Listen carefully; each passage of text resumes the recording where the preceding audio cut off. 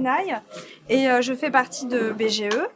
Alors BGE, c'est une association, un réseau d'associations qui existe depuis un peu plus de 35 ans sur la France. Notre cœur de métier, c'est l'accompagnement à la création d'entreprises. On part de l'idée jusqu'au projet et l'immatriculation de l'entreprise. On peut également accompagner, une fois que l'entreprise est créée, de 1 voire 2 ans d'accompagnement possible. Donc j'ai mes collègues qui sont là aujourd'hui également, donc Romaric, conseiller en création d'entreprise, et Isabelle, conseillère également en création d'entreprise.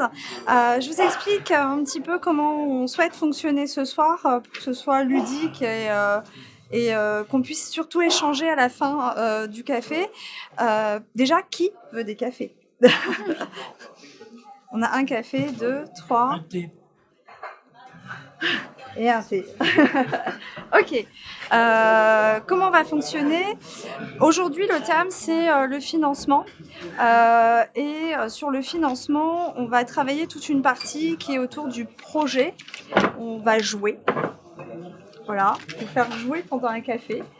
Et l'objectif ensuite, c'est de vous donner des pistes de financement possibles et qui existent en tout cas sur le Montargois. On espère faire tenir ça sur une bonne heure et demie. Et ensuite, on aimerait vous laisser discuter entre vous pendant quelque chose comme une demi-heure, puisqu'on a nos partenaires qui sont présents. Donc, Amine, qui fait partie de l'association. Donc bonjour à tous, donc moi je m'appelle Amine Chaban, je travaille à l'association ADI. C'est une association en fait qui existe un peu moins de 30 ans. On travaille en partenariat avec BGE, plus jeune que toi. Et donc nous on aide financièrement les porteurs de projets par le système de microcrédit, donc de 500 à 10 000 euros lorsque la banque n'intervient pas. Voilà, donc créer une entreprise généralement ça demande donc des financements. Voilà, donc soit vous apportez vos propres fonds, dans ce cas-là tant mieux, soit vous passez par la banque, dans ce cas-là tant mieux. Mais il arrive souvent que la banque ne suive pas, dans ce cas-là nous on peut vous aider financièrement à démarrer ou développer votre affaire. Voilà, dans les grandes lignes. Donc moi bonsoir, pour ma part donc, je suis Chantal Benoît. Je suis chargée de développement à un cabinet d'expertise comptable qui s'appelle France Alliance Centre. Pour certains, on se connaît, que je vous ai déjà reçu. Donc moi, je suis là pour vous accompagner plus dans le sens, dans votre démarrage de structure au niveau prévisionnel, business plan et suivi comptable. Et surtout, ce qu'on appelle après, qui est très important, c'est-à-dire l'accompagnement à travers du pilotage et gestion d'entreprise. D'accord. Et donc, on est situé sur Villemandeur. Je vous donnerai ma carte tout à l'heure pour ceux que je ne connais pas. Donc, n'hésitez pas à revenir vers moi et puis d'échanger. Le but est là. Bonjour, donc moi c'est Karine Perret, je travaille au Crédit Agricole, je suis conseillère professionnelle. Donc je suis là pour vous accompagner si éventuellement vous avez besoin de financement ou sans financement, juste pour les ouvertures de compte au niveau professionnel. Donc moi je suis juste à côté à l'agence Crédit Agricole à la Chaussée. Voilà. Fermez pas. Non, on reste là. S'il y a des projets Bonsoir à tous, Laurent Monclerc. On n'a pas fait exprès, mais les banques c'est de ce côté. Banque Populaire, je suis le directeur de l'agence Banque Populaire qui est un place Jaurès à Montargis. Voilà. Et puis pour les mêmes raisons et les mêmes explications à votre disposition. Je suis Madame Bouscal, la responsable de la pépinière d'entreprise. Pour celles et ceux qui ne me connaissent pas, je laisserai également à disposition mes cartes de visite. Concernant ma participation, c'est pour vous offrir une possibilité de domiciliation et d'hébergement de l'activité de votre société qui est en cours de création. On a des locaux qui sont disponibles et louables. Donc après, il suffit de passer par mon intermédiaire pour qu'on fasse une analyse du projet, des attentes, des besoins et que je vous présente la pépinière, qui vient donc en complément des problématiques de financement en matière de création d'entreprise. Voilà. On a également notre partenaire avec qui on fait les cafés. Oui, alors moi je suis Jean-Luc, je me lève. Jean-Luc Burgunder, coprésident de Gatineau en Transition. Gatineau en Transition en 2013 était de manière informelle, faisait le constat qu'on avait beaucoup de difficultés à créer de l'activité ici, et on avait une idée de faire ce qui se passe ce soir, alors un peu différemment, mais bon. Et après discussion, donc cette année, on a pu se mettre d'accord avec BGE de manière à pas nous à pouvoir multiplier les initiatives. Et nous, on est plus axé sur l'économie sociale et solidaire. Alors l'idée, en fait, vous avez bien vu, comme on va parler aujourd'hui de financement, vous avez vu qu'on a des banquiers, vraiment, on les remercie de la présence pour justement, quelque part, vous aider aussi à avoir la perspective qui va être dit tout de suite. Lorsqu'on parle de financement, tout de suite on dit « Ah super, il me faut des sous parce que j'ai un projet ». Alors des fois, on a des porteurs de projets qui viennent tout de suite, qui disent « Ah moi je suis prêt, tout de suite je peux partir là, il me faut juste de l'argent, j'ai besoin de 15 000, 20 000, 30 000 euros ». Alors on se pose la question, comment ça se fait que vous avez besoin, sur quelle base? Ben parce que j'ai vu mon voisin de l'autre côté qui a fait ça, et du coup, lorsqu'on parle de la personne même et son projet, on voit derrière qu'il n'y a pas grand chose en fait. C'est comme... je sais pas, du sable qui a été monté et puis du coup, on suffit juste de souffler un peu, tout s'écroule. Le but en fait, lorsqu'on parle de financement, c'est d'abord s'assurer. La première chose à s'assurer d'abord, c'est d'abord que son projet tient la route. Déjà, il faut être convaincu que son projet tient la route. Parce que si son projet ne tient pas la route, c'est pas le banquier qu'on va convaincre. Déjà, on doit être les premiers à être convaincus de son projet. Et comment arriver à être convaincu de son projet? C'est juste en construisant de manière solide et pertinente son projet dès l'idée. Alors, pour commencer, pour faire général, l'idée, c'est pas de faire un cours, c'est juste de mettre en perspective tout ça. On commence par l'idée, on essaie de voir en quoi c'est pertinent. On essaie de voir comment ça peut se mettre en place, en quoi ça répond à un besoin, parce que c'est vrai que si on crée un projet, il n'y a personne qui répond à ce besoin, donc on fait un projet pour nous-mêmes, donc autant créer une entreprise tout seul dans son salon, c'est ce qui est plus simple. Hein. Alors, dès lors qu'on dit qu'on veut créer une entreprise et qu'on vise l'extérieur, forcément, il faut étudier son marché. Il faut essayer de voir comment le projet va s'inscrire dans un environnement plus ou moins local, voire national. Et lorsqu'on a vraiment l'idée qui tient la route, qui est vraiment le jackpot, international. D'accord? Donc, dès lors qu'on a essayé de baliser ça, on essaie de voir que là, mon étude de marché tient la route.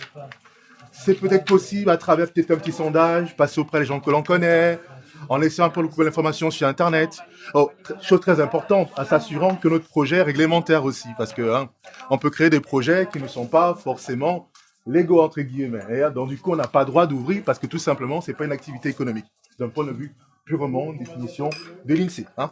Donc, on doit s'assurer que notre projet est réglementaire, qui tient la route et surtout qui tient, on est sûr que finalement, par rapport à l'étude de marché qui a été faite, on peut savoir que finalement, les habitudes de consommation ou les personnes qu'on a interrogées sont plus ou moins enclins à être intéressés par notre marché. Il faut aussi noter qu'il y a des projets ici qui n'ont pas forcément besoin d'études de marché, de manière classique du terme, parce qu'elles sont situées sur des projets plus ou moins, on va dire, technologiques ou autre chose, où on est beaucoup plus dans des modèles économiques qui se construisent au fur et à mesure. Donc, on va essayer en fait de construire l'offre au fur et à mesure. Mais de manière classique, dans un environnement comme le nôtre ici, on est beaucoup plus dans des projets, en fait, il faut étudier le marché parce que ça fait partie de la démarche. Une fois qu'on a fait ça, une fois qu'on a construit, si on est accompagné, tant mieux. Si on n'est pas accompagné, c'est pas grave, il y a des projets qui apparaissent comme ça, mais le but quand même, c'est d'avoir quand même, de croiser son idée avec d'autres personnes pour arriver bien sûr à s'assurer en fait, ce qu'on insiste toujours, la question de la pertinence et de la cohérence. Lorsqu'on parle de pertinence, ça veut dire finalement, lorsqu'on arrive à bien étudier ce marché, on affine ensuite l'offre. On s'est dit, finalement, vu que j'ai observé ça sur le marché, il est fondamental d'identifier les points cruciaux importants que je vais mettre en avant lorsque je m'approche en fait de ma clientèle que j'ai ciblée. Et c'est là en fait où on va mettre en place les fameuses 4P, pour ceux qui connaissent un peu, on va essayer la politique, le prix, la promotion, j'ai là en anglais mais je ne l'ai pas en français. Promotion en français, en anglais je sais que c'est promotion, mais, bref. Voilà, voilà, la campagne, voilà, exactement. De communication. Exactement. Ce qu'on va mettre en place, bien sûr, pour pouvoir toucher en fait l'audience que l'on veut viser, en ciblant bien sûr la zone dans laquelle on veut s'installer éventuellement. Donc, parce qu'il y a beaucoup de porteurs de projets des fois qui disent que mon projet s'adresse à tout le monde, mais en fait, lorsqu'on s'adresse à tout le monde, on s'adresse en fait en personne. Hein. Donc, il faut vraiment savoir qui on cible, qui on veut viser, et surtout pour quelles raisons on veut le viser. Et en fonction de ça, on découle sa stratégie commerciale. Une fois que c'est fait, on est sûr que le projet est pertinent. Ce n'est que là, et uniquement à ce moment, on va commencer peut-être à vraiment chiffrer les choses. On va essayer de redimensionner le projet pour voir est-ce que pour ce projet que j'ai vu dans sa grandeur nature, combien il me faudrait. Du coup, on va regarder les coûts, la pertinence des coûts, on va regarder la stratégie en fait financière qui n'est que la conclusion en fait de toute la stratégie qui a été pensée au départ, projet, études marketing, stratégie financière. Stratégie financière pour m'assurer bien sûr que mon projet est viable et qu'il tient la route sur du long terme. D'accord? Et donc, dès qu'on a lancé ça, on peut à ce moment-là peut-être envisager d'aller voir un banquier, d'aller voir d'autres personnes pour justement parler de son projet, pour trouver des partenaires, pour ensuite consolider son projet, lui donner une force en fait pour pouvoir se lancer. Et une fois qu'on a fait, une fois que tout ça a été posé, la structure du projet a été posée, on peut penser maintenant à aller s'immatriculer pour ensuite démarrer son activité. Voilà de manière très sommaire, j'ai vraiment fait très sommaire, vraiment très light, sans très détail. C'est ça justement.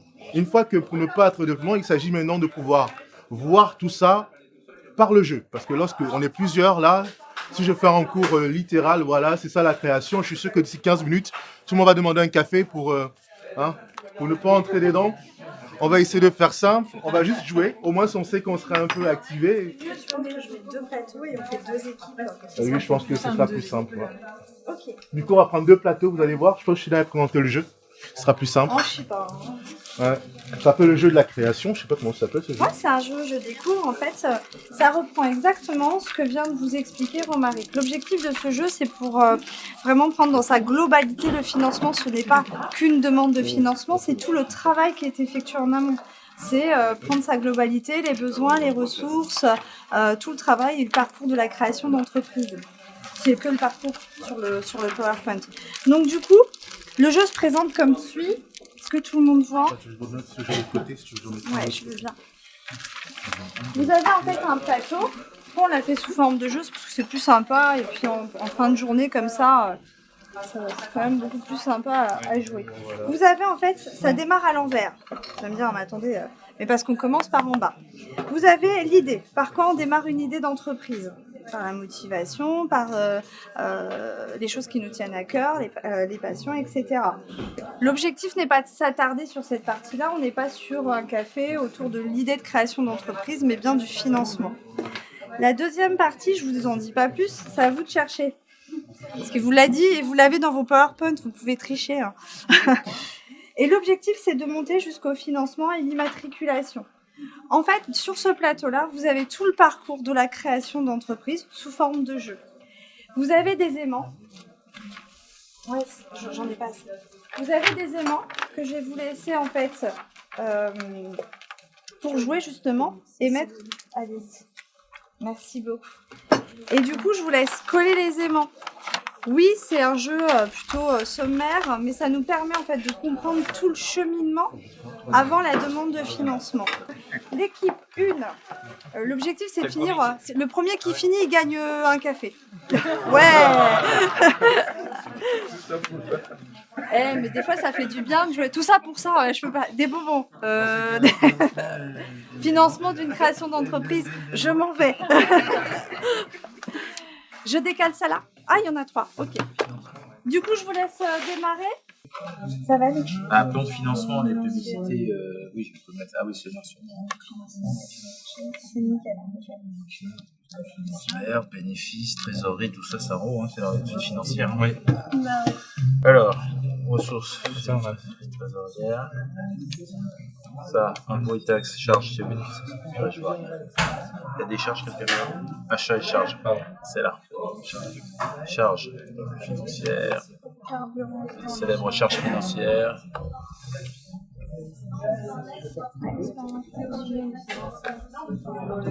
Publicité, c'est local. Publicité, c'est aussi une charge. Comment? Bénéfice. Ça, c'est la sortie, c'est les bénéfices. Charge. Résultat, bénéfice. Que charge. Ça, c'est marqué quoi? Oh, bah, tiens, allez, on y retourne. Dans les schémas. Prix de vente, soit quantité vendue jour par semaine. Ça, c'est dans l'étude de marché. Le local, c'est quoi? Formation de création. Ah, c'est non, C'est dans la qualité, ça. Téléphone. Charge. Mais ça, c'est dans les loyers.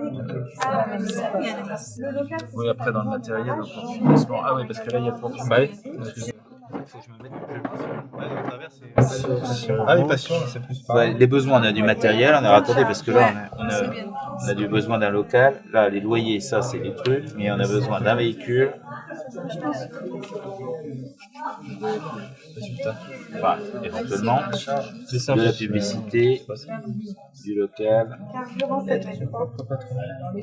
Ça, c'est un kilo. Vous voyez la différence entre ce que c'est un plan de financement et un compte de résultat? Ah bah oui, oui. Prix de vente par quantité, prix de vente par Vous, c'est quoi du coup Ça, c'est le chiffre le d'affaires. plan de financement? Le plan de financement, c'est les prévisions, je dirais, et le compte de résultat, c'est ce qu'on a à la fin. Si on a les charges. Alors c'est à peu près ça. En fait, effectivement, le compte de résultat, c'est pour voir votre rentabilité, si effectivement à la fin de l'année vous avez ce qui vous reste, voilà, un bénéfice. Et le plan de financement, c'est ce que vous avez besoin pour aller voir le banquier, pour lui dire voilà, j'ai besoin de tant d'argent. Parce que j'ai besoin de ça comme investissement en fait. C'est vraiment vos besoins au démarrage. Donc ce que vous allez mettre dans le plan de financement, c'est un besoin ponctuel, les besoins que vous allez avoir pour le démarrage. Et ce que vous mettez dans le compte de résultat, c'est les choses qui viennent de façon récurrente tout le long de l'année. Si, on a besoin de marchandises. C'est les Si on est dans charges. un- Mais je savais pas si c'était besoin. Ah non, c'est pas une ressource. Ouais, c'est pas une ressource. Parce que là, les ressources, c'est les ressources qu'on met en. Alors, à part si on a un capital en marchandises, mais alors là, ça serait assez.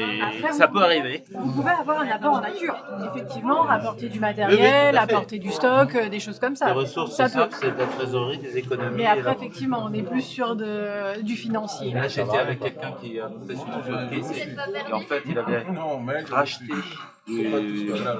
dans les chaudières du matériel de SAV. Il a construit en fait son entreprise de SAV sur le matériel qu'il avait racheté. Et donc, il faisait en apport capital. Bah oui, d'une certaine manière. c'est ça. Bon, là, mais c'est rare, quoi, c'est pas comme ça que ça se passe. C'est pas souvent. La plupart du temps, effectivement, on a besoin du banquier. Pour, Ouais, il avait aussi besoin du banquier, mais ça faisait partie de son apport. Pour démarrer mon entreprise. J'ai besoin de quoi d'autre? Personnel? L'économie, c'est ton apport personnel. Mais si j'ai envie d'autre chose, Bah, les de quoi ressources, ça j'ai peut être les besoin? ressources humaines aussi, non? Ça rentre pas là-dedans? On va parler que d'argent. Tu as besoin de quoi? Tu as tes apports personnels. Tu as ramené, je dis n'importe quoi, 20 000 € à ton entreprise. Tu as besoin de quoi d'autre? Il n'y a pas du matériel qu'on peut ramener aussi? Le capital, le matériel, c'est dans les besoins. On va mettre ça là-dedans. matériel, voilà. Ça va pas là. De quoi j'ai besoin? J'ai besoin d'argent, je vais où? À la banque? Voilà. Non, ça, je fais du local. J'apporte des économies pour payer mon entreprise et je vais aux banques pour aller chercher mes emprunts. Où est-ce que je vais chercher de l'argent ailleurs? Bah, ça, c'est les atouts. Choix du local. Vous savez un petit peu? Bah, Il y a si, trois oui, dans le gros lancement points d'entreprise. dans le financement de votre entreprise. Il y a l'apport personnel, il y a les emprunts bancaires et il y a tout ce qui est aide aux entreprises. Pour la création d'entreprise, il y a plein d'aides. On va en parler tout à l'heure. Il y a plein d'aides qui existent. Donc vous avez un petit, normalement un petit aimant où il y a écrit aide aux entreprises. C'est les trois gros points qui vont vous aider pour aller chercher de l'argent. Il est là. C'est les trois points qu'on va relever tout à l'heure lorsqu'on va parler des financements. Vos apports personnels, ce que vous allez ramener, ça peut être et financier et naturel, c'est-à-dire je dis n'importe quoi, une voiture, un local, ça peut être n'importe quoi. Les emprunts bancaires et les aides de la région, du département, de ce qu'on appelle la gestion. Les miens, ils ont presque fini. Pas du tout. Vous voyez? Chargé. Ensuite, là, dans le chiffre d'affaires, tout à fait.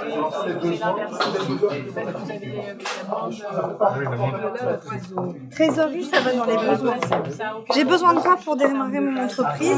C'est super. J'ai besoin de quoi pour démarrer mon entreprise? J'ai besoin de trésorerie. De la trésorerie, ça veut dire de l'argent. J'ai besoin d'un petit peu d'argent de côté. Si j'ai des loyers à avancer, si j'ai des marchandises à racheter, etc. D'accord ? Après, il y a quoi d'autre? Et là, je vois pas très bien ce qu'il y a. Ça va dans les achats et charges. Oui. Ça va là. Là, il manque une case. C'est pas mal. Mais c'est pas achat. Là, c'est l'étude de marché. Dans une étude de marché, on étudie quoi? Les besoins. Les clients, on a envie de savoir quel type de client je vais toucher. C'est important. Du coup, je vais mettre mon offre par rapport à ça. Ensuite, Les concurrents. Les concurrents. Donc, du Bah, coup, les vous allez besoins, étudier les le financement, concurrents. Ça va au on le milieu. retrouve là. Hein, Pourquoi vous étudiez les concurrents? Pourquoi on a besoin d'étudier les concurrents? Pour essayer de faire mieux. Se différencier. mais ouais, mais en achat et charge, il y a. Déjà, savoir oui, si faut ça, mettre les ça marche banques, aussi hein. Bah, bien sûr, évidemment, pour connaître la tendance du marché aussi. Exactement. Et le troisième point, Il y a les frais financiers, charges financières, ça existe. le marché. Mais en fait, c'est l'inverse. Là, Ah non, c'est bon, réglementation, c'est que le truc il est à l'envers. Et là, c'est le marché. Pourquoi on a besoin de connaître le marché? Moi, c'est ça. Pourquoi on a alors, besoin de est-ce que connaître c'est le la marché? location C'est de comme je vous local disais tout dans à les l'heure. charges? Le fait Bah, de loyer, connaître parce le que comme marché, j'ai vu loyer, là. ça vous donne une piste pour savoir si votre entreprise pourra fonctionner. Exemple, je vais vous donner l'exemple de Kodak. Kodak, en fait, faisait, vous vous souvenez, les photos papier. Il n'a pas suivi la tendance du marché. On est bien d'accord, on est passé sur la numérisation et on n'entend plus du tout parler de Kodak. Régulière. Tu sais ce que c'est Kodak? Parce que tu es plus jeune. Elle ne peut pas venir. T'es plus jeune. Kodak, c'est une entreprise, en fait, si tu veux, qui fonctionnait très très bien. En fait, nous, avant, on développait nos photos. Et si tu veux, c'est une entreprise qui vendait des appareils jetables, qui vendait les pellicules. Et puis, on C'est là où on faisait... s'est développé. On faisait développer les photos, tu sais, nous, parce qu'on est un petit peu plus vieux, alors du coup, nous, on faisait ça. Hein. Et donc, effectivement, Kodak n'a pas suivi la tendance du marché qui va vers la numérisation. Preuve en est, aujourd'hui, tu ne sais pas ce que c'est que Kodak, parce que ça s'est complètement éteint. Comme quoi, c'est super important de connaître la tendance du marché. Si on va sur une tendance qui ne, enfin, d'un marché qui ne fonctionne plus, qui est saturé, on ne risque pas de faire... que votre entreprise décolle ou fonctionne. C'est hyper important. Cette partie-là, elle est vraiment sur les motivations, les ambitions. Je vous laisse regarder un petit peu. Vous avez quand même le démarchage de partenaires financiers, des choses comme ça. Donc il faut, Oui, mais on ne se retrouve pas avec un compte de résultat avec autant de charges. non, ça va pas être tout à fait le même, effectivement. On peut dire qu'on a fini. Bah là, c'est bon. On Je va vais juste l'immortaliser, on regarder. va prendre une photo. On va prendre une photo pour l'immortaliser. Prenez la solution, ça sera plus joli. Donc faire ce qui me plaît, effectivement, opportunité, la passion. Si j'ai besoin d'un local, bah, je vais choisir mon local. Je vais me dire, tiens, je vais prendre tel ou tel local. Ensuite, on est bien d'accord que si je choisis le nom d'une entreprise très moderne, super, et que j'ai pas envie qu'on me pique mon idée, je vais faire en sorte de protéger mon entreprise. On est bien d'accord. Si je lance mon entreprise, il faut que je fasse une publicité de mon entreprise. Mais c'est qu'ils ont fini. Bah oui, Ça y est. on photographie nos charges, Ça madame. y est. Et bien évidemment, une fois qu'on lance notre entreprise, il faut faire les formalités de création, ce qu'on appelle l'immatriculation. D'accord? Elle peut se faire et sur Internet et tout bonnement à la CCI, CMA et URSSAF. Ok? Là, au démarrage, c'est vraiment du personnel. Le stock, On va aller par là. et après, votre besoin. Là, c'est vraiment du personnel. À partir de quoi on démarre son idée d'entreprise? La passion. La passion. Tu me mets n'importe. Là, on s'en fiche en fait. C'est parce que je suis passionnée, j'adore faire des chapeaux. C'est pas vrai, mais bon, admettons. J'adore faire des chapeaux, donc du coup, je vais faire une entreprise de chapeaux.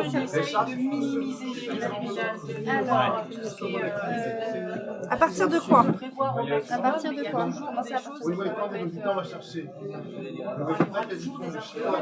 Faut que je sois. C'est des qualités dont j'ai besoin. J'ai besoin d'être persévérant. Parce que les routes sont sinueuses de la création d'entreprise. Il faut être déterminé, effectivement. L'esprit d'équipe. Les motivations, c'est être son propre patron. C'est une motivation, en effet. Ça, c'est individuel, mais c'est intéressant. Ouais, c'est une motivation. C'est ça. En fait, il y a deux fois motivation parce que... Ouais, parce qu'il y en a beaucoup. Créativité, par contre. Pas pour l'instant, parce qu'on n'a pas encore la création encore. On n'y est pas encore. Combien? Charge de personnel. Charge de personnel, ça entre, effectivement. Exactement. C'est fini? Non, non, ils ont presque fini, ils sont rapides. Hein. Bénéfice. Bénéfice. Exactement, bénéfice. On a les résultats. Voilà. Ou quoi d'autre? Soit on fait un bénéfice, soit on fait quoi? Perte. Ah ben voilà. Et le chiffre d'affaires, comment on obtient le chiffre d'affaires? Le chiffre d'affaires, la banque ou non? Non. Comment on fait pour avoir un chiffre d'affaires? Comment on y arrive au chiffre d'affaires? Il y a une opération qui se fait. Voilà, je le vois là, je le vois là. Quelqu'un mon chiffre d'affaires, c'est mon prix que j'ai multiplié. Voilà, pas la quantité vendue. Là, et ben voilà. Maintenant les déductions. Exactement. Donc maintenant, on peut une fois qu'on a fait cette formation, il manque une ressource ici qui n'a pas été identifiée. Lorsqu'éventuellement l'État nous permet en fait une année sans payer les charges, on appelle ça comment?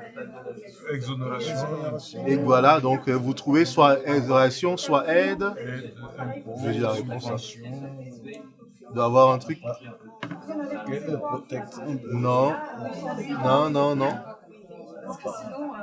Non. Bon, c'est pas grave. On avance d'abord ici. Il va apparaître. Il sera isolé en dernier. C'est pas grave. Choix de la structure juridique. Eh ben voilà. Qu'est-ce que j'en ai besoin au niveau de lancement? Qu'est-ce qu'il faut faire? Une fois que je sais tout ça, vous lancez. Les formalités, oui. Les formalités qu'il faut. Exactement.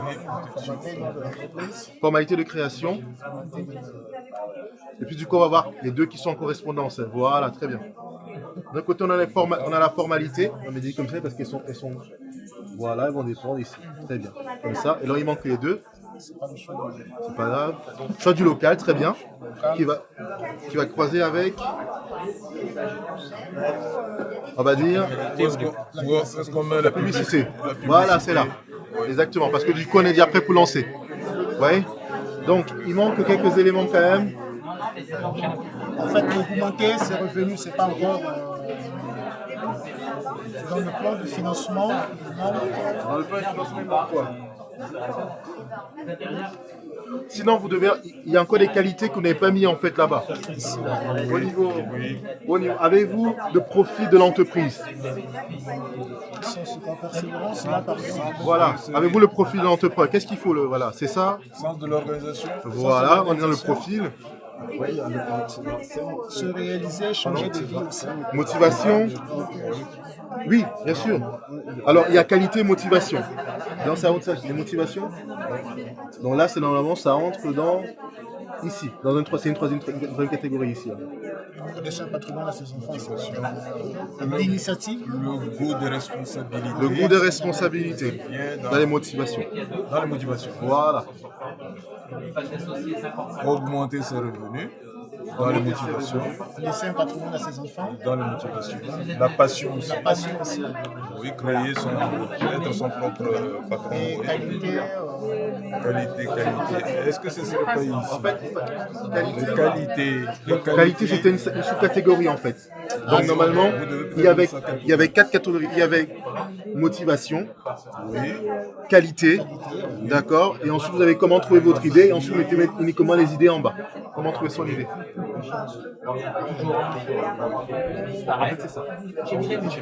Actuellement, du coup, vous êtes en micro-entreprise ou micro-entreprise? Est-ce que vous êtes toujours demandeur d'emploi? Vous êtes demandé à votre conseiller d'être accompagné par une vous pouvez toujours, ouais. Si vous êtes demandeur d'emploi, vous pouvez toujours. Et du coup, on pourra peut-être travailler toute cette partie-là et affiner votre projet puisque vous êtes lancé. C'est possible. Si vous l'êtes toujours. Ce qui me pose problème, c'est surtout pour les déclarations, voilà, les récits. Je suis pas calée. C'est pas clair. Ouais, c'est pas clair. Mais vous pouvez, on fait un accompagnement pour, si vous êtes encore demandeur d'emploi, j'ai des personnes qui sont venues suite à ça, donc pas de souci. De toute façon, à la fin, je vais vous donner mes contacts. Et moi, je vais prendre vos coordonnées. Puis on va voir comment on peut s'organiser pour pouvoir vous rencontrer et travailler sur votre structure d'entreprise. Parce qu'on peut encore le faire. Ça, on peut encore le faire. Parce que c'est vrai que si vous avez été... Enfin, après, c'est un petit peu plus compliqué, mais on peut toujours trouver des solutions. Donc, je vais voir pour un accompagnement, pour quelques rendez-vous, qu'on puisse quand même vous expliquer les choses. Je pense que j'ai dû passer une fois. On est juste en face, en fait. Ouais. Mais il n'y a pas de souci. La majorité plus une voix. Donc effectivement, si vous êtes 4, il y en a un qui ne vient pas, les 3 peuvent prendre la décision de changer les statuts Et ça, c'est pareil, hein, dans les pactes d'associés, il faut prévoir ces petites choses. C'est-à-dire des fonctionnements où il y a une défaillance de l'un d'entre eux. C'est pour ça qu'il faut toujours passer. Alors, les statuts juridiques, ça existe, les pactes d'associés, ça existe sur Internet, il va y avoir les patrons. Moi, je vous le conseille pas du tout. Il faut vraiment passer par un juriste qui connaît la loi. Donc, le juriste, vous avez les avocats, vous avez les notaires, et dans les cabinets comptables, vous avez aussi un pôle juriste. Donc, passez par un juriste pour qu'il vous anticipe tous ces petits détails, que ce soit avec des associés ou si vous créez une société tout seul. Oui, même tout seul. Même tout seul. Les statuts juridiques, il faut passer par un juriste. Donc ça a un petit coût supplémentaire au démarrage, mais ça vous protège pour la suite. C'est pas une économie à faire. Non, c'est pas... Personnellement, je peux vous dire, ça rentre là-dedans, dans votre besoin au démarrage. Le besoin, c'est pratique. Par exemple, si vous faites du travail intellectuel, à qui appartient la propriété de choses et d'autres, parce que ça existe. L'innovation technologique, à qui ça appartient? Oui, c'est ça. À qui appartient le brevet? Vous allez payer un ingénieur, mais l'ingénieur c'est lui qui développe, mais est-ce que c'est lui qui est propriétaire de ce que vous l'avez payé? Pourquoi pas? Je dis ça, moi dans les médias par exemple. Une invention technologique, elle est au nom de l'entreprise, elle n'est pas au nom de la personne qui l'a créée. Oui, mais par exemple, bon. Vous avez tous pris en photo? Je peux payer un journaliste à travailler ce qu'il veut, mais s'il écrit un projet de documentaire, il en est quand même déjà. Et quand bien même je suis le producteur du documentaire. Donc en fait, c'est une législation très particulière, mais elle existe. Donc en fait, dans d'autres secteurs, ça existe aussi. Il faut toujours veiller à ça, parce qu'on n'est pas forcément propriétaire d'un développement. J'étais déjà. C'est pour ça que j'étais plus performant au départ. J'étais réveillé. Voilà. C'est un bon chef d'entreprise. C'est notre tête de réseau qui nous développe des outils comme celui-là. Et notre plateforme, je ne sais pas si vous avez eu tous accès à notre plateforme internet avec les outils pour vous aider à faire les business plans et tout ça. C'est pareil, c'est notre tête de réseau qui est là. On s'inscrit, on fait comment? Pour entrer en accompagnement. À partir du moment où on est sur votre plateforme, c'est-à-dire si on veut être accompagné, on s'inscrit. Alors non, en fait sur la plateforme, c'est nous qui donnons accès au premier rendez-vous et on vous explique en fait le fonctionnement de la plateforme. Donc en fait on vous donne le lien et on donne les identifiants. D'accord. Donc en fait, si j'envoie quelqu'un vous voir qui a envie de, parce que moi c'est pas du tout, vous l'accueillez, vous voyez son besoin et après vous voyez. Et après on voit en fonction de ce qu'il a besoin, on lui donne tel ou tel outil, accès à la plateforme, des choses comme ça. Qui a gagné? On n'écoute plus de ce côté-là. Hein. Culture japonaise. C'est eux qui ont gagné. La culture globale. Ah, la culture. C'est là. Ok, vous en avez pensé quoi? C'est très intéressant. L'objectif, c'était de s'amuser un peu, mais aussi de comprendre le parcours de la création, et puis comprendre également un petit peu toutes les démarches au niveau du financement. Léa va reprendre le relais pour vous expliquer les types d'aides possibles et le financement. N'hésitez pas à rouvrir, parce que les PowerPoint que j'ai préparés, c'est pour que vous puissiez écrire dessus si vous le souhaitez, mais en tout cas, vous dirigez par rapport à ce que l'on va dire. Donc je laisse Léa reprendre la main, et bravo pour les gagnants. Un café, non Ouais, tu as promis un café. Alors du coup là on va rentrer un petit peu plus dans le concret du financement de l'entreprise. Donc là, avant d'arriver ici, vous avez vu toutes les étapes de réflexion qu'il faut avoir pour pouvoir traduire votre stratégie globale en fait au niveau financier. Donc une fois que vous êtes arrivé là, la question c'est de savoir comment vous allez vous financer. Donc déjà dans un premier temps, combien vous avez en apport personnel. Généralement, quand vous allez voir les banques, les banques vous demandent au moins 30% de votre besoin total de l'entreprise. C'est un pourcentage, c'est généralement ça. Après, en fonction de votre projet, en fonction de vous, ça peut différer. Donc déjà, ça aussi. Donc du coup, une fois que vous avez évalué votre apport personnel, donc quand je parle d'apport personnel, ça peut être un apport financier, vous apportez 1000 € par exemple, ou ça peut être aussi un apport ce qu'on appelle en nature. Donc si vous avez du matériel, un véhicule, vous pouvez l'apporter dans l'entreprise. Et c'est considéré comme un apport personnel. Donc vous avez l'apport personnel et après vous avez tous les organismes privés qui peuvent vous aider pour vous faire un prêt bancaire. Vous avez les différentes banques, si vous en avez 2. Après vous avez l'ADI pour du microcrédit, comme ça quand c'est un petit peu compliqué d'aller voir les banques. Vous avez certaines aides aussi. Quand vous êtes créateur d'entreprise, alors je vais reprendre mon anti-sèche, je n'ai pas tout en tête. Il peut y avoir des aides. Hop. Donc il faut savoir qu'au niveau des aides à la création d'entreprise, la plupart du temps, vous en avez plus quand vous êtes demandeur d'emploi. Donc vaut mieux passer par la case Pôle emploi. Donc si vous êtes en emploi, vous faites une rupture conventionnelle, vous faites un petit peu chez Pôle emploi et puis vous pouvez demander un petit peu plus d'aide. Alors, la plupart des aides, c'est pour ça qu'il faut bien étudier votre création d'entreprise, la plupart des aides se demandent avant l'immatriculation. Une fois que vous êtes immatriculé, vous avez quasiment plus le droit à rien. Et même les banques, si vous êtes déjà immatriculé, c'est plus compliqué d'aller voir les banques. Parce qu'ils vont vous dire que vous avez un petit peu fait tout à l'envers. Donc, vaut mieux, vous avez votre plan de financement, avant de vous immatriculer, vous regardez quelles aides vous pouvez avoir.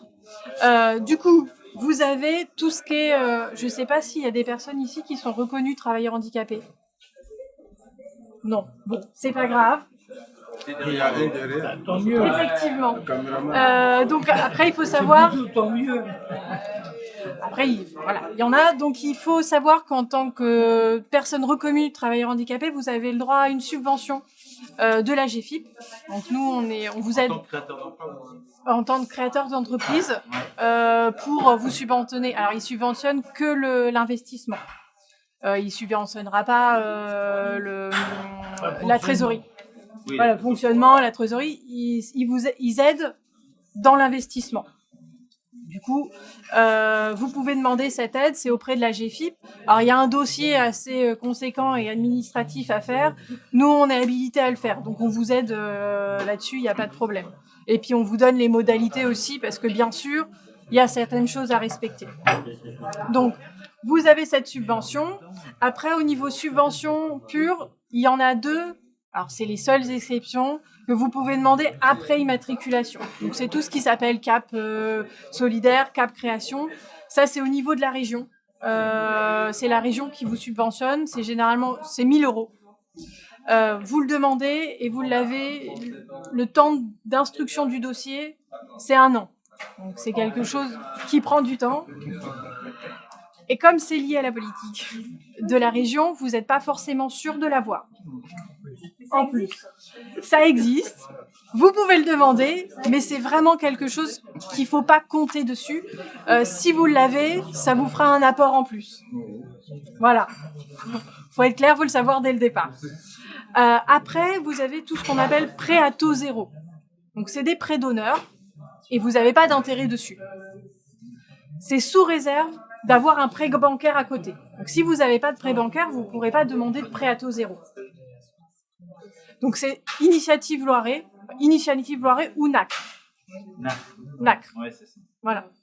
Alors, vous pouvez demander au maximum 15 000 euros et c'est plafonné à 30% de votre besoin. Donc, si votre 30% du besoin est inférieur à 15 000 euros, vous pourrez demander que les 30%. Et vous passez en commission pour savoir si vous l'accordez ou pas. Après, au niveau de Pôle emploi, donc vous avez le droit...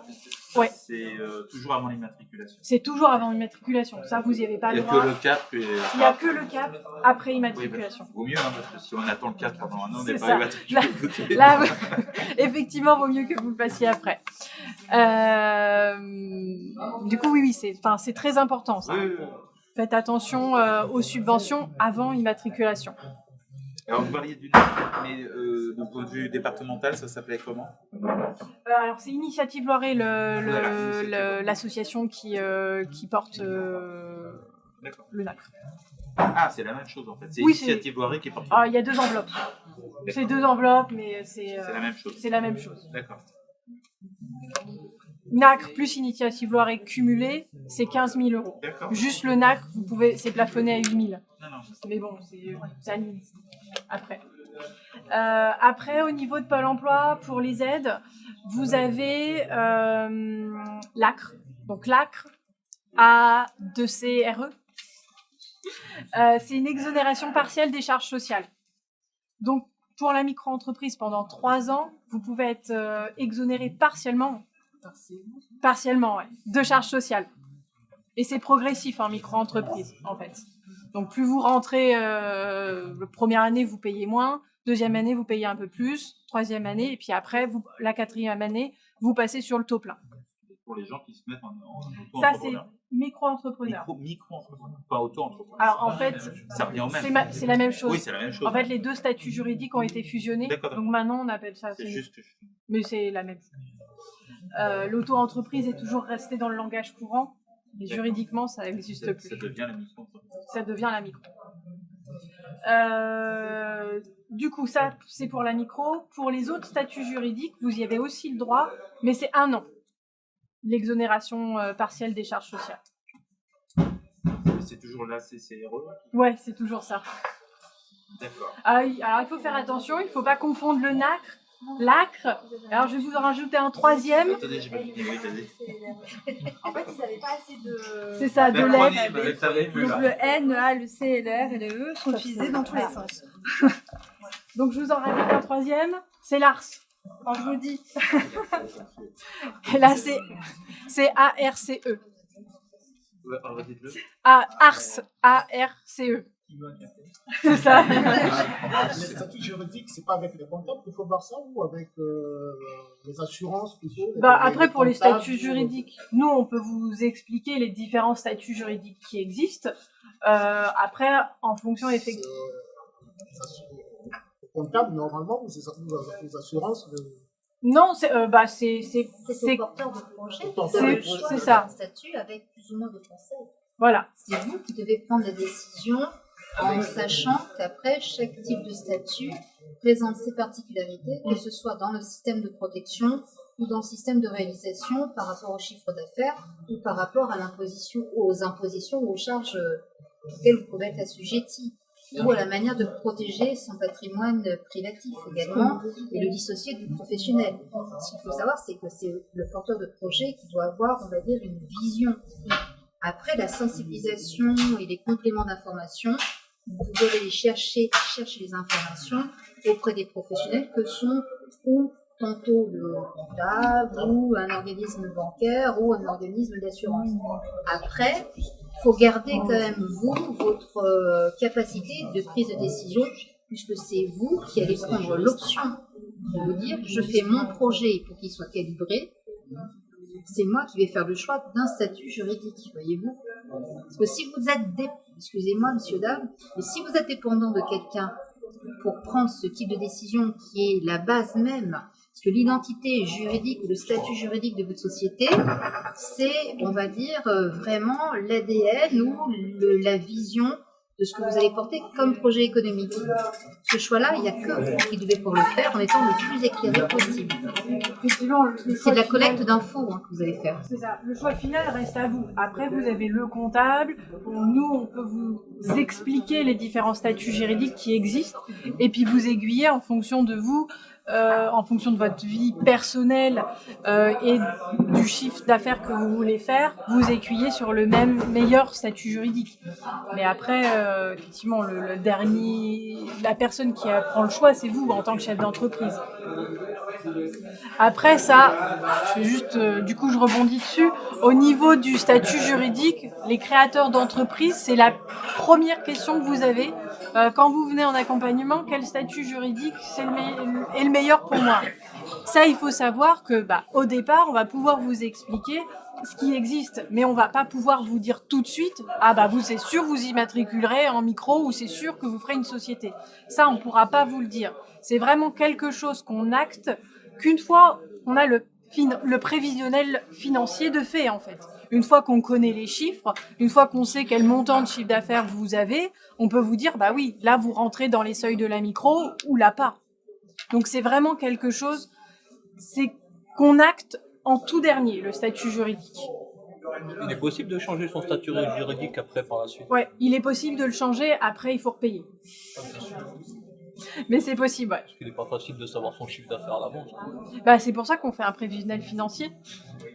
C'est pour ça que du coup, il y a toutes les étapes qu'on vous a montrées, donc de l'étude de marché, votre stratégie de communication, et après traduire tout ça en chiffres, donc en prévisionnel financier avec le plan de financement et le compte de résultat que vous avez vu. C'est ça qui va... Alors, effectivement, ça reste une hypothèse. C'est une vision. C'est une vision. C'est des prévisions, mais vous avez quand même besoin de ça, d'étudier pour déjà anticiper un maximum de choses. Alors des imprévus, vous en aurez toujours, mais là, vous avez quand même un maximum de choses de prévues et d'étudier. Donc il faut... voilà. ARCE. Ouais. ARCE. Oui, vous n'avez pas dit. C'est tout à fait ça. Alors, l'ARS, donc c'est au niveau de Pôle emploi, quand vous avez des allocations chômage. Vos allocations chômage, donc vous avez deux options. Soit vous prenez l'ARS et Pôle emploi vous donne 45% de vos droits au chômage. Alors, il vous donne que 45%, hein. Il ne vous donne pas la totalité. Et ces 45%-là, il vous les divise en deux fois. Vous avez une fois un premier versement au démarrage de l'activité et un deuxième versement 6 mois après. Et la totalité fait 45. C'est-à-dire qu'ils calculent les allocations. Tous les droits au chômage, enfin la totalité des droits qui vous restent. 45% qui est versé en deux fois à la création 6 mois plus tard. C'est ça. C'est pas 90, hein. C'est 45 divisé par 2. Oui, c'est 45 divisé par 2. Vous avez bien compris. C'est 45. C'est pas 2 par 45. C'est ça. C'est pour ça que je précise bien, c'est effectivement 45 divisé par 2. Et le 55 après, c'est... En fait, ils vont simplifier, il me semble qu'ils veulent, c'est pas encore fait, hein. L'objectif est de donner 45% et de donner le reste en fait 6 mois après. Attention, ce n'est pas encore fait, ce n'est pas acté, Il y a plein de choses, avec le changement de gouvernement, il y a pas mal de choses qui vont changer pour 2018. Donc, là, c'est pareil, on est dans le même cas, il ne faut pas avoir créé son entreprise avant. Si, en fait, ça, l'ARS, vous allez voir Pôle emploi avec votre extrait CABIS et vous leur demandez, voilà. Vous êtes sûr de ça? Parce que moi, j'ai eu quelqu'un qui avait un souci. Ah bon? Ouais. Alors, en fait, c'est parce que vous avez deux choix et vous faites le choix qu'une fois vous êtes... Mais à quel moment on doit le faire vis-à-vis de Pôle emploi? Alors, il faut prévenir Pôle emploi comme quoi vous êtes en création d'entreprise. Demandez quand même le calcul de l'ARS pour savoir combien vous allez toucher. Mais après, c'est après la création que vous allez voir Pôle emploi, vous leur apportez votre extrait CABIS. Parce que sinon, tout le monde peut dire, vous l'avez créé, Oui, vous oui, avez 45%, allez, voilà. Oui, c'est vrai, tout ça dans ce sens-là. Donc, il y a cette option-là avec les allocations chômage, ou alors vous avez le maintien des allocations chômage. Donc, en fait, vous restez inscrit à Pôle emploi, vous déclarez votre chiffre d'affaires, comme si vous étiez par exemple en mission d'intérim où vous déclarez votre salaire. Là, vous déclarez votre chiffre d'affaires et Pôle emploi fait l'abattement avec vos allocations chômage. Comme quand on est salarié à 20%, 80%, en fait, il y a le complément. C'est ça. Là, du coup, c'est calculé avec le chiffre d'affaires. Salarié de votre entreprise. D'accord. Mais est-ce que le chiffre d'affaires, c'est pas. Alors, en fait, ça dépend. Effectivement, Bon, alors, j'ai fait un raccourci. D'accord, je ne veux pas vous en. J'ai fait un raccourci. En micro-entreprise, à Pôle emploi, vous déclarez le chiffre d'affaires parce que c'est ce que vous déclarez au niveau de l'État. Après, en fonction des statuts, au niveau, quand vous êtes en entreprise individuelle, mais au réel, là, c'est plus le chiffre d'affaires que vous déclarez, mais c'est le bénéfice. Et du coup, c'est en fin d'année que Pôle emploi fait le rapprochement quand les bilans sont sortis. Et en société, en fonction de si vous êtes salarié ou pas de l'entreprise, vous n'allez pas déclarer de la même façon. Donc ça, c'est pareil. C'est quelque chose qu'il faut étudier avant, parce qu'en fonction de votre statut juridique, il va y avoir un des deux choix qui sera plus judicieux pour vous. C'est pour ça que lorsque les collègues de la boutique de gestion expliquent que penser au mode de financement, c'est quelque chose qui arrive à, on va dire, à un certain moment de maturité, ce qui est surtout très important pour un créateur d'entreprise, c'est d'abord bien étudier son marché par rapport à l'activité dans laquelle on souhaite se lancer, calibrer sur sa zone de chalandise déjà la concurrence, voir quel est son secteur et éventuellement la capacité de réalisation pour avoir une idée du calibrage et de la voilure entre l'investissement que l'on va réaliser, toutes les charges que l'on va supporter et mettre en balance cela avec la réalisation et le chiffre d'affaires. Il faut après intégrer tout ce qui va arriver sur le financier entre les charges fixes, les variables et après la notion de bilan, de résultat pour savoir en fin de parcours si on sera capable de se réaliser correctement sur un statut juridique plutôt qu'un autre. Et tout ça doit être pensé, étudié, comparé bien avant de formaliser un plan prévisionnel et avant d'aller toquer aux portes des banques pour solliciter des voies de financement. Parce que ces questions-là, c'est vous qui devez aller avec vos propositions pour envisager des solutions financières. C'est pas le financier qui va induire vos choix dans votre création d'entreprise. C'est ça qu'il ne faut pas inverser. Du coup, je rebondis un petit peu par rapport à ce que vous avez dit. Qu'est-ce que les banques ou les associations prêteuses d'argent attendent d'un plan financier ? Ici pour mes collègues, Ouais, moi, je ne suis pas banquière, je suis en pépinière, j'héberge des entreprises. Qu'est-ce qu'on attend En général, si effectivement il y a un financement, c'est minimum un prévisionnel. Alors en micro-entreprise, voilà, on ne vous demande pas forcément un prévisionnel qui est fait par un comptable. On vous demande un minimum, les charges, le prévisionnel de chiffre d'affaires que vous pensez faire et s'il va y avoir un loyer, etc. Voilà. Donc un minimum. Il faut les recettes, les dépenses, en gros, c'est ça. Voilà. Alors en complément, effectivement, il y a un certain nombre de documents, on va dire, officiels, le business plan, les projets de statut si vous êtes sous une forme de société, parce que tout le monde ne va pas forcément choisir le statut de micro-entreprise. Au-delà de ça, ce qui est important, c'est que vous nous apportiez tout ce que vous avez fait en travail en amont sur la cohérence de votre projet. Donc tout ce que vous avez vu sur les jeux, c'est votre étude de marché, enfin ce que vous avez, comment vous avez construit. Ça, il faut qu'on arrive à le comprendre aussi. Et pourquoi vous, porteur de projet, vous êtes la bonne personne au bon endroit et pour le bon projet. Parce que c'est ça qui va nous convaincre aussi, nous êtres humains, dans la compréhension de votre projet. D'accord ? Donc ça, c'est la première chose, c'est la pierre angulaire, c'est le porteur de projet qui mène son projet jusqu'à son terme. Et après viennent, je dirais, les éléments financiers, bien évidemment, qui sont, je dirais, le business plan, ainsi de suite. Mais il y a une suite logique. C'est-à-dire que vous avez des compétences particulières ou pas du tout, mais vous êtes formé pour les obtenir et vous voulez vous lancer dans ce secteur d'activité.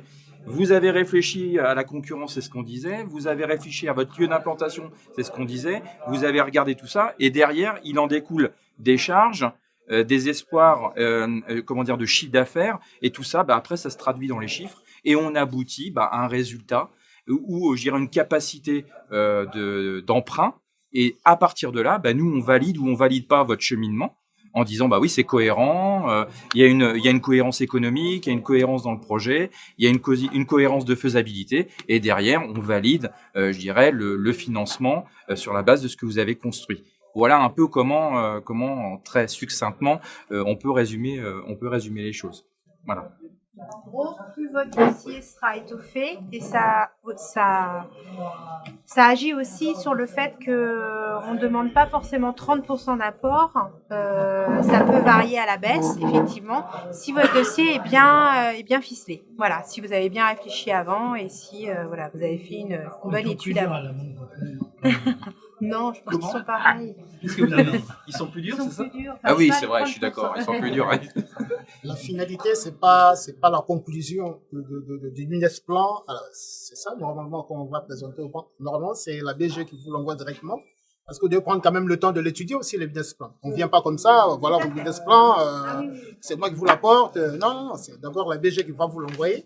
Le temps que vous l'étudiez aussi. Souvent, c'est le cas parce qu'on travaille en partenariat avec eux. Après, c'est vrai que d'avoir cet échange avec vous, c'est aussi un moyen pour nous de voir quel est votre degré de compréhension des chiffres que vous avez mis dedans. Et ce que disait madame sur, je dirais, votre capacité personnelle à vous autodéterminer sur votre statut, votre capacité personnelle à comprendre ce que vous êtes en train de réaliser sur le plan économique et chiffres, c'est aussi important. Vous ne pouvez pas alors certes, vous avez des experts comptables et vous avez des conseils, mais il faut que vous ayez aussi, vous, je dirais, votre compréhension du projet. Et que quand vous nous exposez les chiffres, il y a une logique et que vous ayez compris ce que vous étiez en train de nous présenter. Voilà. Donc, bien sûr, il faut qu'on l'ait en amont, mais c'est important qu'on ait cet échange avec vous. Voilà. Ce sont des raisonnements, en fait, que vous êtes en train d'apprendre à acquérir, parce que créer une entreprise, nous, à la pépinière d'entreprise, c'est quelque chose auquel on est également confronté. On accueille et on héberge des sociétés qui sont en cours de création ou nouvellement créées. En tant que développeur économique, on va dire que j'exerce mon travail, on va dire, d'une façon qui approche la lecture que peut avoir un organisme bancaire, parce qu'en fait, notre problème, il est le même. C'est de se dire, la personne qui va créer son entreprise, elle a une idée de ce qu'elle souhaite faire, elle a un savoir-faire, elle a un savoir-être. C'est très bien, mais le commerce ou l'économique, ça s'exerce dans une loi de marché. Un marché, ça veut dire qu'il y a une concurrence. Il y a de l'offre, il y a de la demande. C'est des choses très très basiques quand on parle d'économie ou de commerce, mais c'est le fondement même de ce qui va être potentiellement la réussite de la création d'une activité ou pas. Parce que vous pouvez avoir pardon, excusez-moi monsieur, vous pouvez avoir, si je mets une manchette en plus, ça va pas aller. Si vous pouvez avoir une très bonne idée de ce que vous souhaitez créer, mais si c'est que pour vous-même et que vous n'avez pas ni de marché où vous allez pouvoir exercer face à une concurrence et sans avoir une clientèle, vous pouvez aller courir après, même si vous avez une partie du financement que vous allez pouvoir apporter, si vous n'avez pas étudié cela au préalable, quel que soit l'organisme bancaire, malgré la meilleure des volontés, même si on y croit, on ne pourra pas ou suivre ou accompagner. Après moi, côté pépinière entreprise, c'est pareil. Je vais avoir exactement, on va dire, la même lecture de situation. J'ai des bureaux à proposer pour accueillir un certain nombre d'entreprises au sein de la pépinière. Mais en termes de prise de décision, pourquoi on va peut-être accueillir plus une entreprise A qu'une entreprise B, je vais exercer mon métier de la même manière que mes collègues, malheureusement. C'est qu'on a besoin de connaître votre projet, votre capacité quand on parle d'accueil en pépinière d'entreprise, on se donne, on va dire, 3 ans, 4 ans pour qu'une société atteigne, on va dire, le point haut de sa courbe dans sa progression d'activité suite au lancement avant qu'elle arrive à un seuil de pérennité, de stabilisation et qu'elle soit en capacité d'améliorer son chiffre d'affaires et sa rentabilité et son activité. Bon, ben sur quoi va-t-on reposer le raisonnement? Il faut que l'on voit si le dirigeant de société a assuré la pérennité de son entreprise, a pris les bonnes décisions. Donc c'est pour ça que c'est vraiment de la recherche d'informations. On a un millefeuille administratif dans lequel on doit toujours tous, entre l'ARS, l'ACRE, le NACRE et puis plus y affinité. Vous devez, après vous dire, bah oui, potentiellement, si j'ai 3 concurrents avec moi et que j'ai un marché où je vais m'adresser dans un rayon de 30 à 40 km à potentiellement tant de consommateurs, quel est le chiffre d'affaires que moi, je vais être capable de capter, vous voyez?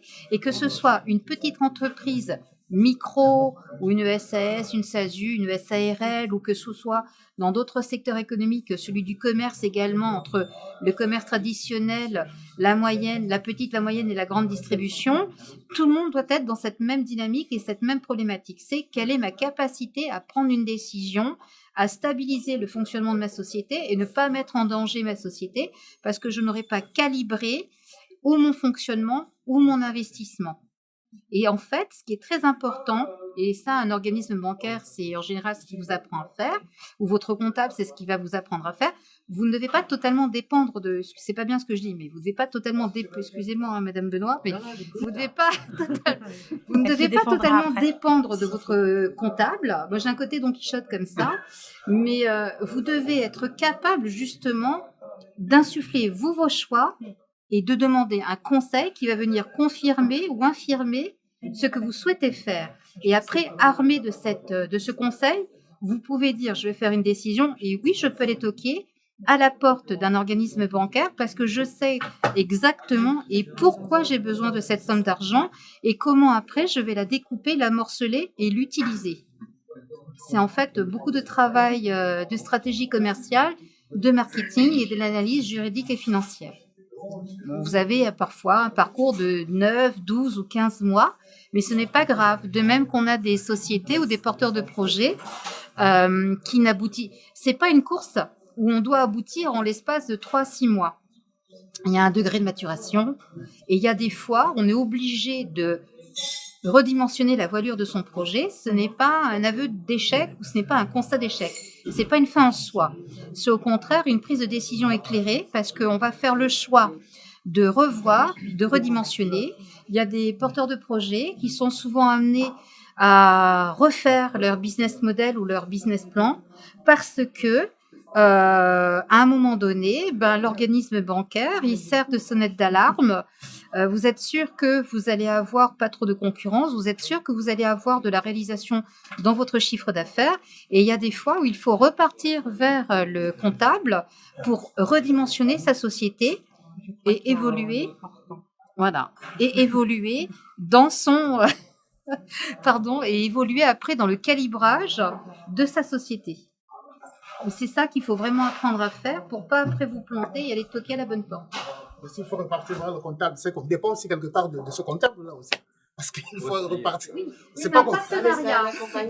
Ouais, l'accompagnement. Le comptable est là pour vous accompagner. Parce que, obligatoire, c'est pour moi, je dirais, obligatoire, c'est pas obligatoire. Rien n'est d'obligatoire. Voilà. Mais je veux dire, aujourd'hui, on a chacun nos métiers. Vous allez connaître parfaitement votre métier que moi, je ne maîtriserai pas du tout. Et je dis que le comptable est là pour vous accompagner. Parce qu'un choix de statut juridique, à l'inverse de vous, je dirais, c'est impossible que quelqu'un qui ne soit pas dans le métier, je veux dire, nous, on a des juristes qui sont spécialisés, c'est même pas un comptable, c'est un juriste, qui va vous dire les différents statuts qui existent, etc. Donc, franchement, il faut vous faire accompagner. Moi, je dis, faites-vous accompagner, que ce soit au niveau du comptable, mais des banques, des assurances, etc. Franchement, c'est tout un ensemble. L'important, c'est de vous faire accompagner, de ne pas vous lâcher dans la nature comme ça. Ce qu'il faut comprendre, c'est qu'avant tout, c'est une relation de confiance Ouais, qui s'installe avec la personne que vous choisissez pour vous accompagner, quel que soit le niveau où ce que vous en êtes. Je prends la parole parce que j'aimerais bien écouter aussi, Amé, pour que tu parles un peu, pour présenter un peu quelle est cette vision aussi, parce que l'on a pensé chez le nom classique, pour ceux qui n'ont pas forcément accès à un accès financier classique, qu'est-ce qu'un organisme attend d'eux aussi? En fait, je vais rebondir sur ce qui a été dit. En fait, on va vous demander, en fait, pour la faire courte, lorsque moi je reçois les porteurs de projets, c'est à vous de me convaincre, c'est à vous de m'expliquer votre projet. La création d'entreprise, c'est un escalier, hein, donc la partie financement, c'est vraiment l'avant-dernière marche avant de commencer. Mais ce que moi j'apprécie, c'est que vous me dites, voilà, je vais créer mon entreprise, j'ai besoin de ça, j'ai besoin de temps. C'est à vous de mener un peu l'entretien et de me convaincre. Parce qu'aujourd'hui, si les banques ne suivent pas, nous, on va pouvoir vous suivre grâce au soutien des banques. Le Crédit Agricole pas encore, mais du moins, on a un partenariat avec la Banque Populaire qui nous soutient financièrement. Donc nous-mêmes, nous sommes emprunteurs depuis bientôt 30 ans et nous redistribuons sous forme de microcrédit à ceux qui en ont besoin. Donc voilà, donc du coup, il faut nous convaincre donc à vous prêter donc de l'argent. À minima, c'est vraiment un prévisionnel d'activité. C'est vraiment la feuille de route qu'on vous demande. Même pour vous, hein, donc c'est vous en fait qui portez le plus gros risque. Donc c'est vous qui empruntez l'argent. Donc ça n'engage pas non plus que vous. Si vous êtes en famille, ça engage également votre famille. Donc c'est vraiment une réflexion globale. Donc voilà. Donc mais vraiment, nous déjà on n'interviendra pas s'il n'y a pas une maturation du projet. Si vous êtes au stade de l'idée, on va vous orienter vers les partenaires pour préparer un peu votre projet. Donc voilà, donc c'est au stade de la maturation. Si les banques vous suivent, dans ce cas-là, tant mieux. Si les banques ne vous suivent pas, dans ce cas-là, vous pouvez venir nous voir. Et le but de l'ADI, c'est de pouvoir vous donner le coup de pouce financier dont vous avez besoin pour après vous amener vers la bancarisation. Voilà dans les grandes lignes. Question à tous, mais posez question. Alors du coup, comme je vous disais, on va clôturer ce café-là en fait avec un instant où on vous laisse justement aller voir les partenaires si vous avez des questions à leur poser ou si vous avez envie de parler de vos projets. Venir nous voir également, certains d'entre vous ont des questions par rapport à BGE, l'accompagnement chez nous, puisque tout à l'heure on a discuté entre chacun d'entre vous. Et puis pourquoi pas discuter entre vous également, puisque certains d'entre vous sont dans l'accompagnement à la création d'entreprise. Et l'objectif est également aussi de faire un réseau. Donc là, voilà, on est pile dans les temps, j'avais pas pu faire mieux. On a une bonne demi-heure devant nous pour échanger entre nous. Donc vous n'êtes pas obligés de rester derrière les tables. Là, c'est vraiment discussion libre entre vous. Voilà, merci beaucoup.